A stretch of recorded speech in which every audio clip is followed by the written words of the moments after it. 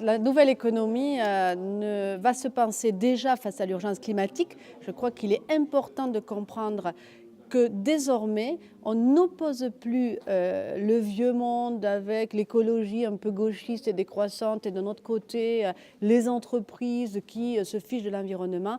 Il y a désormais une troisième voie qui a été scellée clairement après la COP21 à Paris, où on peut penser à la croissance qui ne se fasse pas au détriment de la planète ou de la vie humaine.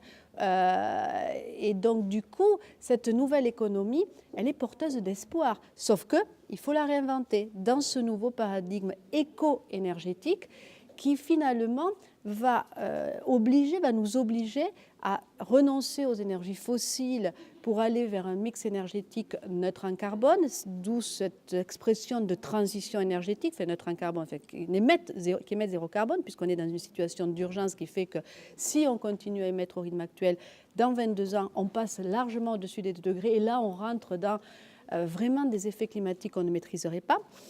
Et du coup, ce nouveau paradigme éco-énergétique, pourquoi il y a de la croissance? Parce qu'on va rentrer dans une économie, dans nos pays en tout cas, c'est aux États-Unis aussi, dans une économie de la rénovation, de l'amélioration, de l'optimisation. Et plutôt que 2 pizzas pour le prix d'une, pour faire très simple, on va être peut-être sur la demi-pizza avec des produits bio et une traçabilité importante en comprenant l'impact sur notre santé, que ce soit par l'alimentation, par la qualité de l'air, par les questions de l'effet de gaz de serre, entre autres. Donc voilà, c'est une nouvelle économie où les jeunes ont leur place, où on travaille avec des nouveaux outils, la digitalisation, mais aussi bien sûr l'intelligence émotionnelle, pierre angulaire de l'intelligence relationnelle et donc collective, parce que tout seul, on ne peut rien faire. Et sans la capacité à travailler ensemble et de façon transverse, il n'y a pas de nouvelle économie. Parce que dans cette nouvelle économie, nous avons tous, autant que nous sommes, acquis le pouvoir de changer la donne. Nous sommes devenus consommateurs, donc un changement de statut énorme. On est passé d'usager à client à consommateur, à prosumer en anglais. C'est-à-dire que nos décisions comptent. Pourquoi? Parce que la transformation autour du développement durable nous a appris qu'il fallait intégrer que les petits ruisseaux font les grandes rivières.